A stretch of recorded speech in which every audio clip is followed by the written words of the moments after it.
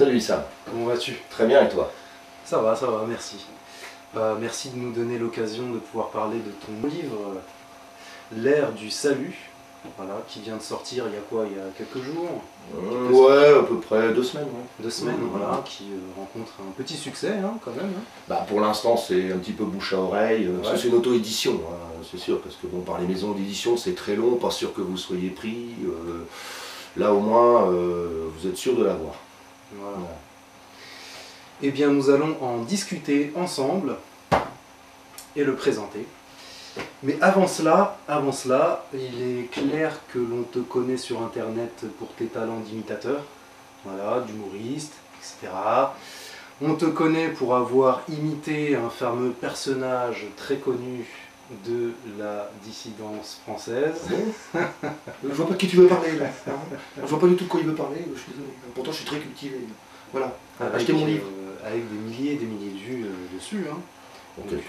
Oui, quelques milliers, c'est vrai.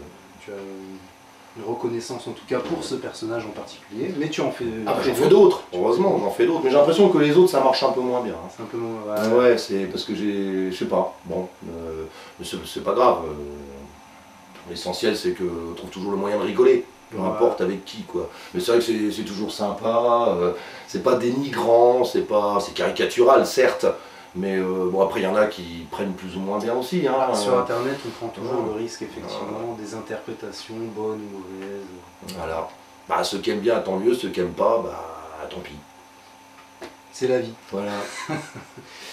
Eh bien, justement, tu vas te présenter pour ceux qui ne connaîtraient pas certains aspects de ton caractère, de ta personnalité. Voilà, pourrais-tu te présenter Bah, je m'appelle Boris Boiteux, donc, hein, pour ceux qui ne me connaissent pas, et je viens de Bar-le-Duc, je suis né en campagne, pas dans la campagne même, mais j'ai grandi en campagne, on va dire, donc dans la nature, tout ça, donc j'ai toujours apprécié la nature, hein, parce que c'est vrai que dans ce coin-là, en Meuse, il n'y a que ça, quoi. Donc, par l'appréciation de cette nature, ça fait déjà une simplicité, tu vois, parce que, je sais pas, je me sens bien quand je fais mes balades en forêt, tout ça, quand je fais mon canoë sur la Meuse. Nature, hein. Ah ouais, j'ai besoin de la nature, oui, c'est vrai que... Ça casse un peu avec complètement, les troubles. Complètement. Là on est esclave sur Paris, moi j'ai été obligé de venir sur Paris, pourquoi? Parce qu'il n'y avait plus de boulot là-bas. Donc j'ai été obligé de faire... de venir ici pour travailler, quoi. Hein. Les raisons principales, c'est en règle générale, c'est ça. On est tous pareils là-dessus, quoi.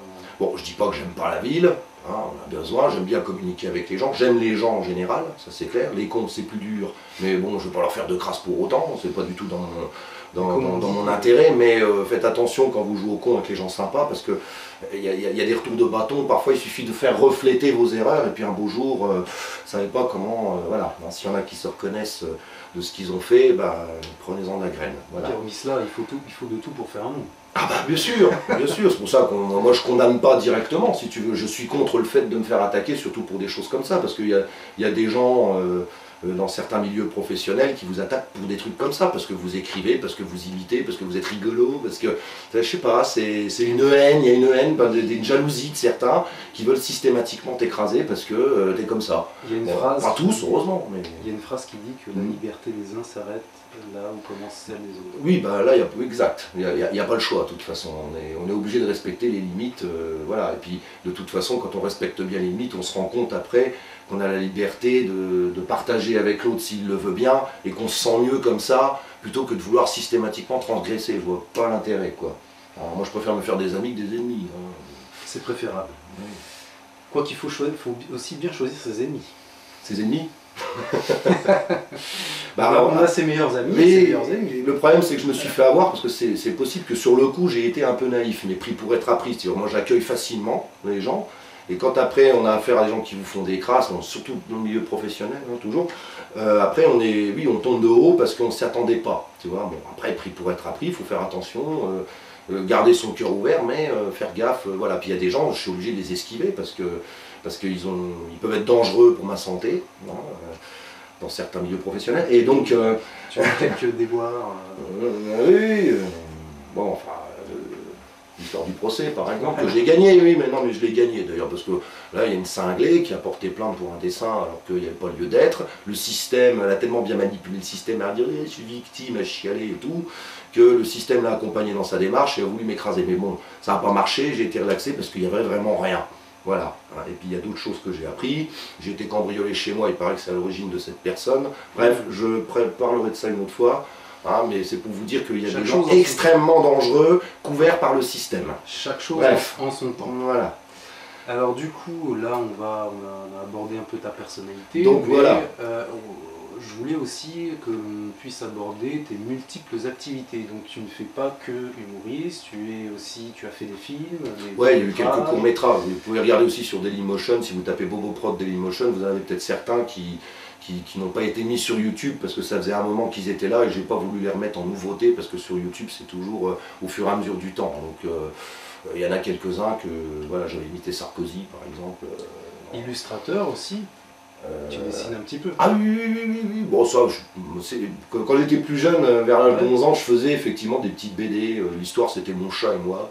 Puis il nous arrivait toujours des tas d'aventures, enfin bon, c'était des délires de gamins de 11 ans, mais ça faisait rigoler les gens hein, quand même. Et c'était mon occupation, effectivement. Ça, voilà, et le cinéma aussi. Ce qu'on faisait d'ailleurs en cinéma avec des copains à moi, c'est qu'au début, on n'avait pas de caméra ni rien, alors on enregistrait sur cassette. Tu vois, et on pouvait imaginer tous les décors qu'on voulait, parce que c'était que des bruitages. Hein, c'était que par le son qu'on racontait les histoires, qu'on jouait la comédie. Et je les prêtais à des copains, c'était le délire. Puis après, quand j'ai rencontré une personne qui avait une caméra VHS, là j'ai commencé à faire les premiers courts-métrages. Mais le problème, c'est que j'ai prêté des cassettes, j'ai jamais revu. C'est dommage. À l'époque, on ne pensait pas toujours à sauvegarder, faire des copies. Bon, c'est pas grave. Mais ça a été ouais, des bonnes expériences. De pouvoir cultiver un art que tu apprécies de faire, hein, en fait. Hein. Voilà. Donc court-métrage, illustration, acteur, il y a aussi, tu aimes bien le sport, tu fais un peu de sport, non? Ouais, un petit peu, j'en ai fait plus quand j'étais plus jeune. Là je me remets à la course à pied. Le problème c'est que je me suis déchiré il n'y a pas longtemps, j'ai fait une déchirure au mollet. Donc tu t'es rouillé? Ouais, je me suis un peu rouillé. Bah ouais, mais en plus il faisait plus froid que d'habitude ce jour-là. Tu sais, je commence tranquillement, heureusement le stade il est pas loin de chez moi, donc ça va. Tu as pu te rapatrier? J'ai pu me rapatrier sur la jambe gauche. Voilà. Bah oui, bon, je m'appelle Boiteux, hein, c'est peut-être ça. Hein. Mais en même temps, attention, parce que mon nom est écrit dans la Bible, hein, quand même. Ah, heureux les boiteux, ils remarcheront. Donc ça va, là ça va mieux, je vais pouvoir recommencer. Ok, donc pour cette partie c'est fait. Donc je voulais savoir, qu'est-ce qui t'a motivé à écrire donc ce livre? Oh là là. Qu'est-ce qui t'a motivé? Alors, en fait, c'était en 80. Est-ce que tu as des inspirations, des références, un parcours personnel particulier qui t'a amené à écrire ce livre? Bah en fait, bon déjà le sujet OVNI, tout ça, ça m'intéressait parce que je dis toujours, en plus c'était à l'époque où j'étudiais un peu la Bible. Enfin, je l'étudiais, disons que je la lisais même plusieurs fois parce que je trouvais qu'il y avait quand même beaucoup de choses intéressantes. Même si je n'ai pas retenu les versets et les chapitres, c'est vrai qu'il y a des choses très intéressantes. Donc c'était dans cette période-là, et en même temps je m'intéressais un peu au phénomène OVNI. À l'époque il y avait quelques émissions où ils disaient, on en a vu, tout ça, alors il y en a qui disaient ouais c'est des mythos, d'autres qui disaient mais non, etc. Bon, bref, moi j'étais très intéressé par ça. Et puis un jour, c'est ça qui était très étonnant, je mettrai les images d'ailleurs, avec des copains on revient d'une balade tranquille, et puis à l'époque, il y avait des arbres le long de la route. Je roule tranquillement, je conduisais. Puis je voyais comme une espèce de lumière rouge qui clignotait à travers les feuillages, comme ça. Je dis aux copains, il y a un hélicoptère qui est en train de nous suivre là. Je rigolais parce que, voilà, ça peut arriver. Et puis je me dis, c'est bizarre, il clignotait toujours, on a l'impression qu'il bougeait. Il bougeait pas. Enfin, nous on bougeait, mais lui il était derrière, mais on a l'impression qu'il ne bougeait pas. La lumière qu'elle ne bougeait pas. Bon, puis à un moment donné, tu n'as plus d'arbres. Je regarde mieux comme ça, puis je vois ça. Donc ça. Hein, ce que vous avez sur le livre, là, juste là, je vois un truc comme ça, un peu argenté, un peu comme cette couleur-là, bleutée, argentée. Oh, je me suis arrêté sur le côté, je suis sorti, puis l'autre copain me dit, oh, mais qu'est-ce qu'il a, Je dis, ah, mais il y a un ovni là. Bon, ils y croyaient un petit peu aussi, parce qu'ils étaient comme moi, ils étaient un peu rêveurs, chômeurs à l'époque, donc on avait le temps de rêver. Et on voudrait le voir. Je dis, désolé, mais je dis, bon, on va essayer de voir si on en revoit, parce que pourquoi pas. Et on s'est dit, le fait qu'ils soient barrés comme ça, peut-être ils veulent être discrets, parce qu'on est quand même sur une route où il y avait pas mal de monde, ils n'allaient pas se poser au milieu de la route comme ça pour que ça choque tout le monde. J'ai tout de suite pensé à ça. Alors je me suis dit, on va revenir dans la soirée, voir un peu comment ça se passe. Alors dans la soirée, on va dans un terrain un peu vague à côté de Bar-le-Duc, et on regarde les étoiles et tout, en même temps c'était fascinant. Ludique. Voilà, et bon, il n'y avait rien.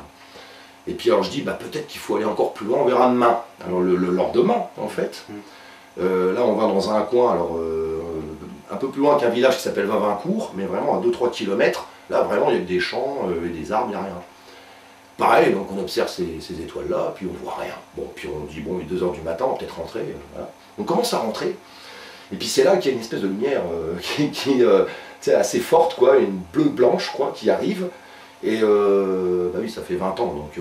j'avais l'impression que c'était un avion qui atterrissait. Je me dis, il va atterrir là, lui, qu'est-ce qu'il arrive, le champ n'est pas tout à fait droit non plus, je lui dis, se passe. Puis on s'est dit, bah, c'est peut-être ce qu'on cherche, enfin, à voir depuis le début. Ouais. Et au moment où on sort, en fait, tu as 2 gros engins circulaires qui sont passés au-dessus de nous, lentement, avec des lumières sur le côté qui clignotaient. Tu les as vus d'assez près pour distinguer des... Ouais.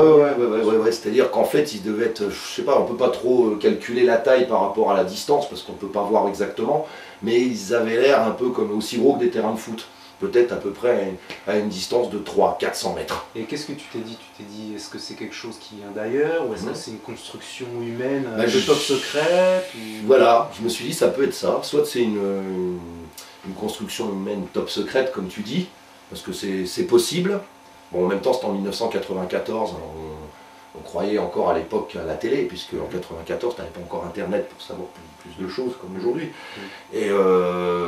Mais j'ai préféré, après c'est une préférence personnelle, penser qu'il s'agissait d'êtres venus d'ailleurs, intelligents, sympathiques, qui viennent nous observer pour apprendre comment mieux nous aider en temps voulu. C'est comme ça que j'ai pensé. Ta première impression, c'était quoi? Ça vient d'ailleurs. Ça vient d'ailleurs. Ouais, tout de suite je me suis dit, parce que le fait de les avoir vus un peu avant, et le fait de venir comme ça, quand on va dans un tout autre endroit, et en fait ils ont répondu à un appel quelque part. Et c'est ça qui m'a... Alors tu vas me dire, avec les technologies secrètes, ça peut être aussi par des appareils sophistiqués où ils ont réussi à capter ce qu'on pensait pour dire tiens, on va venir à ce moment-là, comme ça il croira que c'est des ovnis, alors en fait il ne saura pas que c'est nous. On peut imaginer des tas de trucs hypothétique. Bien sûr, on ne peut pas vraiment savoir. J'ai vu des trucs, c'est tout ce que je peux vous dire, mais on ne peut pas vraiment savoir. Après, comme je suis quelqu'un un peu rêveur et dans l'espoir... En même temps, tu es loin d'être le premier ni le dernier bien sûr. à avoir vu ce genre de choses-là. On appelle ça des objets volants non identifiés. Voilà. Personne ne sait réellement ce que c'est. Voilà, bon, c'est le terme scientifique ça. Après, voilà, mais... et bon, moi j'ai préféré penser que c'était des êtres sympas qui venaient donner un coup de main parce que voilà, je suis dans l'espoir et c'est ce que j'ai préféré penser. En plus, j'ai pas ressenti d'agressivité. Je me suis dit, si c'était l'armée, peut-être qu'ils ne seraient pas venus là. Déjà, qu'est-ce qu'ils viennent foutre dans un endroit où il n'y a personne? Il n'y avait rien, on était 3-4 badauds. C'est quelque chose qui t'a motivé à chercher. Voilà. Après, j'ai commencé à comparer ça. Effectivement, si c'est des gens qui viennent donner un coup de main, je me suis dit, ça peut être, je dis pas c'est, mais ça peut être des anges du ciel qui viennent donner un coup de main, etc., les anges de Jésus. Pourquoi pas, puisqu'il évoque dans la Bible qu'il va envoyer ses anges et tout. Tu as fait un parallèle avec... J'ai fait un parallèle. Certaines métaphores qu'on retrouve dans la Bible. Voilà, pourquoi pas. De toute façon, s'il s'agit d'un roman, hein, je ne suis pas un prophète. Non, je me suis inspiré surtout de ce que j'ai lu dans la Bible. Hein. En fait, quand tu lis l'Apocalypse, c'est plein de symboles, c'est plein de schémas. Et je me suis rendu compte que tu pouvais présenter des situations parallèles, comme tu dis, comme tu veux, ouais, voilà, c'est-à-dire il y a plusieurs situations possibles. Moderne. Voilà. Alors, le problème, c'est que c'était il y a 20 ans, et au début, ce que je voulais, c'était en faire un long métrage. Voilà, donc j'avais été voir une société de production, tout sur Paris, et ils m'ont pris de haut, ouais, c'est pas notre culture. Il y avait peut-être une personne sur 4 lecteurs qui avait aimé, les 3 autres, bon, c'était un peu du mépris, de la moquerie. Ah, t'es venu avec tes antennes. Tu sais, des gens... Enfin, je m'attendais pas à ça, je m'attendais qu'ils trouvent ça intelligent et qu'on puisse faire quelque chose. Bah non, j'ai pris une grande claque dans la gueule et je suis reparti, voilà. J'étais déçu quoi. Ah oui, je m'attendais à... Je pensais qu'il allait avoir plus d'intérêt parce que l'histoire... Tu penses que c'est dû à une mentalité, c'est dû à un phénomène de caste un petit peu, c'est un peu le cinéma, on est entre nous? Ouais, ça peut être ça, ouais. Ouais, ça peut être ça, puis peut-être qu'ils n'ont pas envie de croire, qu'ils n'ont peut-être pas envie de faire ce fameux parallèle. ils ont peut-être envie de dire que les ovnis, tout ce qui est un bizarre, peu c'est plutôt des méchants qui veulent nous dominer. Tu sais, c'est je sais pas quoi, là, comment ils appellent ça, les blue beams, là, je sais pas quoi, enfin les trucs comme le Raël quand il dit bon bah on va accueillir les ovnis, peut-être genre ils vont nous sauver, mais en fait c'est pas pour nous sauver, enfin, on entend plein de trucs. Oui, se servir du New Age pour nous amener dans une fausse piste, etc. Ouais, Des choses-là un peu pour nous voilà, manipuler, etc. voilà. C'est ça. Mais j'ai préféré penser qu'ils étaient cool, voilà. Parce Donc en fait, on a assez de salopards sur Terre. Cette Si expérience, ce qui vient du ciel, je préfère que ce soit cool. cette expérience-là d'observation, ça t'a amené à t'interroger et à vouloir faire un scénario, en faire un film, mais étant donné que ça n'a pas fonctionné, tu as transformé ça en roman. Au bout de 20 ans, parce que j'avais laissé de côté, j'étais passé à autre chose. Hein, parce qu'on va me dire, bah, pourquoi tout ce temps-là j'ai oublié le truc, j'ai dit bon, on verra plus tard, éventuellement. Et suite, effectivement, à certaines persécutions au travail, comme il y a beaucoup partout aujourd'hui, j'ai eu un coup de blues, un bon coup de dépression, si vous voulez. Et là, bon, j'ai toujours prié, hein, j'ai toujours été croyant, je vous le dis tout de suite. Pas forcément plus catholique, protestant, musulman, ce que tu veux. Je crois en un Dieu d'amour qui veut aider les gens qui lui demandent. Donc je lui dis, bah, moi je vais demander, hein, il m'a créé, c'est peut-être plus pourquoi lui m'a créé que moi. Donc je lui ai dit, là, ça va pas trop, trouve-moi un truc, parce que je sais pas ce que je vais devenir, quoi. Je veux dire, je me sens mal au boulot, ça va plus. Bon. Et c'est en refouillant un peu mes archives que je suis retombé donc, sur ce scénario-là. Et je me suis dit, là, ça, bon, si je peux toujours pas le faire en film, de toute façon, ça coûte très cher. En bouquin, ça sera plus de travail que de coûts. Et je me suis mis donc à le retravailler en livre. Et en plus, bien sûr, avec tout ce qu'on a appris en 20 ans de temps, ça a été vachement modifié. Il y a des choses que j'ai gardées, que j'ai pensées bonnes, mais après j'ai amélioré, j'ai supprimé des trucs aussi qui étaient un peu primaires, pour remettre à la place effectivement tout ce qu'on a appris entre temps. Le parcours plus ou moins classique d'un film, on va dire, qui est réussi ou pas, c'est qu'à la base il a été sorti en roman. Ça se fait beaucoup ça. Ah oui, déjà quelque chose sur papier et qu'ensuite oui, il y aurait moyen d'en refaire au fur et à mesure, le présenter de cette manière-là. Ça se lit assez fluidement, enfin je sais pas ce que, toi tu l'as lu, hein, donc c'est pour ça que... Le style est assez simple et accessible, le rythme il est dynamique et le déroulement du scénario fait penser à un découpage de série américaine, enfin d'une série en tout cas. Et il y a un basculement entre différents personnages et situations qui est assez intéressant, quoi. Il y a un rythme en tout cas qui est assez dynamique. Voilà. Et ça se lit facilement. Donc de ce côté-là, j'ai trouvé ça très bien. Après, donc on a... Qu'est-ce qu'on peut dire après ? Voilà, alors, ton livre, il y a quand même pas mal de personnages dans ton livre. Ouais. Et ces personnages, ils sont à la fois humains, d'autres qui viendraient d'ailleurs, d'autres qu'on pourrait dire qui font partie du camp du mal, entre parenthèses, et puis, si je puis dire, le camp un peu du bien, mystique, un peu divin, la technologie aussi qui est très présente. Hein, on retrouve des concepts, des principes comme l'intelligence artificielle, la puce RFID, très intéressant en image de référence que tu pourrais montrer. Exactement. Le projet ARP et la fameuse biotechnologie, notamment les cyborgs, les robots soldats.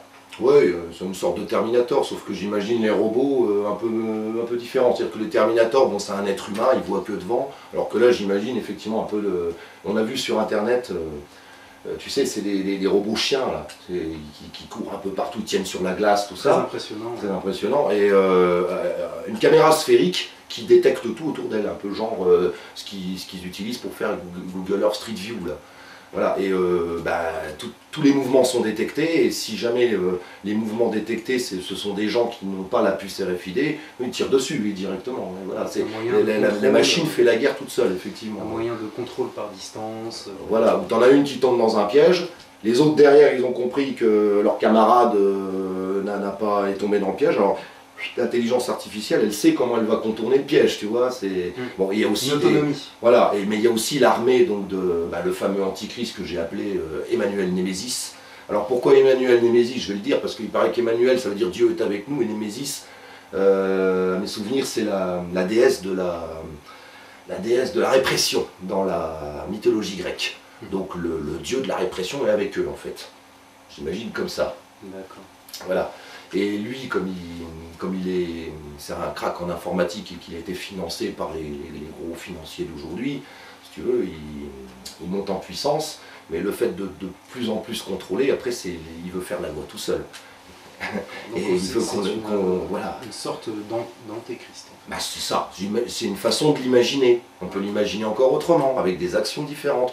Moi, j'ai imaginé qu'il allait arriver comme ça, et précisément qu'il allait un peu faire condamner certains mouvements occultes, tu vois, bon, pas pour dire franc-maçonnerie ou des trucs comme ça, Illuminati ou le siècle ou le Bilderberg, dénoncer ces trucs-là, c'est possible, les faire tomber pour que le peuple soit séduit. Ils disent, oh putain, il est bien, lui, enfin un grand flic qui corrige tous ceux qui étaient nos bourreaux, qui nous oppressaient depuis le début. Mais ce serait un tour de prestigitation. Ouais, voilà, puis après il redonne au peuple des richesses, tout ça, et le peuple il va dire, oh c'est bien, il est gentil, lui il est vraiment Dieu le gars, tu sais, il condamne nos méchants et puis il nous donne, il nous rend. Alors après il va dire juste en échange, petite puce RFID, simple formalité administrative, c'est la nouvelle carte d'identité, juste pour savoir qui tu es, non, rien, c'est rien, c'est rien. Le problème c'est que cette puce là, effectivement, beaucoup le disent déjà sur internet, ça va être très difficile de frauder une fois que tu as accepté ça. Hein.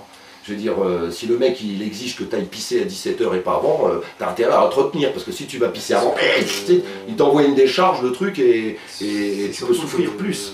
Là, c'est présenté effectivement toujours pour notre sécurité et notre bien, mais au final, ça va être probablement détourné pour un contrôle plus général qu'on le pense. Et les applications ne sont que effleurées. Voilà. On pourrait imaginer que cela influence notre comportement de par des influx chimiques, voilà, des impulsions électriques dans le cerveau, certaines zones du cerveau qui contrôleraient telle ou telle action dans notre comportement, etc.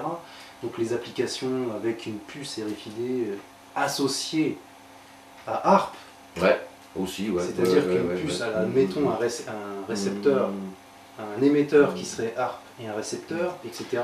Et puis la machine de contrôle, enfin ce qu'on appelle la bête, il paraît qu'aux États-Unis il y a un gros ordinateur, j'ai entendu parler, je ne sais pas si c'est vrai, mais il y aurait un énorme ordinateur qui s'appelle The Beast, donc de la bête en anglais, et tous les codes barres, si vous voulez, que vous avez sur les objets là, avec les barres au début, au milieu et à la fin, ça représenterait la barre du 6, hein, pour ceux qui ont déjà entendu parler de ça.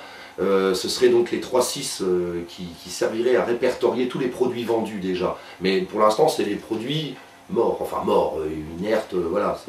Mais le jour où ça va être des produits vivants, c'est-à-dire les êtres humains, bah là, ça commencera à être autre chose, ouais, voilà. Pierre Jovanovic en évoque, c'est vrai. Très bonne référence pour ceux à qui s'intéressent. Tout à fait, ouais. Donc nous avons Denis, Maëva, Xavier et Sandrine qui sont parfaitement humains et dont ils sont amenés à faire des rencontres, une rencontre en particulier. Ouais. Disons qu'au départ c'est des jeunes qui organisent en fait une colonie de vacances pour des jeunes en difficulté où ils les emmènent dans le Jura. Bon, pourquoi le Jura? Parce que je viens pas de très loin de là et puis j'avais fait une fois un séjour là-bas, je trouve que c'est très beau. On peut faire de l'escalade parce qu'il y a plus de montagnes qu'en Meuse, les rivières sont plus rapides alors c'est mieux pour faire du canoë, il y a plus de grottes pour la spéléo, enfin il y a plus de choses pour ce genre d'activité à faire à des jeunes dans une colo. Et donc eux, bah oui, ils ont envie de faire ce bien-là si vous voulez, et c'est pour ça effectivement que ces êtres du ciel, pour pas dire extraterrestres, viennent communiquer avec deux d'entre eux pour leur donner aussi un petit coup de main à cause de Tini, un des extraterrestres qui est resté sur Terre pour opérer tout seul dans une mission de relance de foi. Parce qu'après je me dis, là avec tout ce qui se passe, il se passe tout pour qu'on perde la foi. Donc je me suis dit dans l'histoire, pourquoi il n'y aurait pas une relancée de la foi, c'est ce qu'on va avoir besoin. Tout en précisant qu'ils viennent donner un coup de main, simplement. Aide-toi, le ciel t'aidera après. Hein. Je veux dire, tu peux. Voilà, ils indiquent juste le chemin, mais c'est quand même à toi de faire le boulot. Ils ne viennent pas sauver. C'est pour ça qu'à un moment tu m'avais parlé qu'il y en a qui disent que le Christ est simplement sauveur, il ne faut rien faire. On va revenir là-dessus. Bon, dans la Bible, en tout cas, c'est vrai qu'il faut prier souvent parce qu'il y a des fois, on ne sait pas toujours quoi faire. On peut essayer des choses, mais il y a des fois, on va voir que ça va peut-être pas marcher. Alors, on a besoin quand même d'une aide extérieure, mais après, c'est à elle d'agir aussi quand on lui demande, normalement, elle agit. Ce qui m'amène à la question suivante. Quel message voudrais-tu faire passer à travers ce livre? Ben ça, justement. C'est-à-dire qu'il ne faut pas désespérer, il faut essayer de ne pas avoir peur, même malgré tout ce qui se passe. Après, je ne sais pas si c'est de cette manière-là que la foi sera relancée, en tout cas c'est sûr qu'on en aura besoin. Comme disait Pierre Hillard, s'il n'y a pas d'intervention divine, on ne voit pas trop comment on va s'en sortir. Donc il y en aura une d'une manière ou d'une autre. J'ai pensé à celle-là, il peut y en avoir beaucoup d'autres. Mais le message, c'est que n'ayez pas peur déjà. Bah, continuez de prier, ça fait du bien. C'est pour ceux qui croient. Même pour ceux qui ne croient pas, je vous invite à le faire. Parce que s'il y a des fois que vous posez des questions, que vous déprimez un peu, c'est parce que votre libre arbitre est respecté. Vous vous dites, je vais trouver la solution, je vais y arriver, je pense comme ça, tiens, ça va se passer comme ça et tout. Sans espérer une aide extérieure, parce que vous vous dites, il n'y en a pas. Mais après, ça ne marche pas. Puis après, alors, plutôt que d'en arriver là, essayez quand même de demander à cette énergie qui vous a créé, parce qu'elle est quand même intelligente, tu vois, je veux dire, on a des doigts pour travailler, on a des yeux, le nez, la bouche, enfin bref, vous voyez bien quand même qu'il y a quelque chose de conçu, quoi. Même si on a dit, ah, c'est le hasard. Bon, d'accord, ça peut être le hasard, mais parce qu'on ne le voit pas, en fait. Mais je sais pas, moi, quand je te vois, toi, je me dis, t'es un être humain conçu correctement. Tu vois, t'es pas Picasso, t'es pas... Merci. Non, mais ça voilà. aurait pu être pire. C'est clair. J'ai pas de boss. Oui, il y en a après, bon... Mais ce que je veux dire par là, c'est qu'il y a quelque chose, il y a une puissance qui veut du bien, mais vous êtes comme des lampes. C'est-à-dire que si la lampe, vous la branchez pas, elle ne peut pas marcher. Après, il faut se brancher à cette énergie et les idées viennent. Parce que moi, c'est ce qui m'est arrivé. J'étais en dépression, j'ai demandé à Dieu, je dis j'en peux plus. Et comme je l'ai donc dit tout à l'heure, il ne m'a pas répondu, genre il a apparu devant moi, ah fais ça, là là, non. C'est machinalement, en reclassant les archives, je me suis dit tiens, il y a ce truc là, mais il faut que je fasse quelque chose avec ça. J'ai dit ok, je peux pas en faire un film, eh ben on va faire un bouquin. Et du coup, bah oui, l'énergie revient, le bien-être revient, tu as un projet, tu as quelque chose. Et si ça marche pour moi, ça peut aussi marcher pour vous. Parce que c'est vous les sauveurs de vous-même, à condition de demander de l'aide à celui qui vous a créé. Il est d'amour, il ne demande que ça, de vous aider. N'hésitez pas. Puis le changement commence par soi-même. Aussi, oui. Mais pour être aidé, n'hésitez pas, il n'y a pas de problème. C'est gratuit en plus. Bon, pas le livre, c'est sûr, 12 €. Mais lui, il est gratuit. Ce qui m'amène à une question pertinente, je pense. Penses-tu qu'il faille uniquement attendre d'être sauvé par Jésus ou doit-on agir par nous-mêmes? Bah, tu vois un peu comment je l'ai imaginé. On va pas tout raconter parce que vous le découvrirez vous-même. Mais je pense qu'il y a les deux.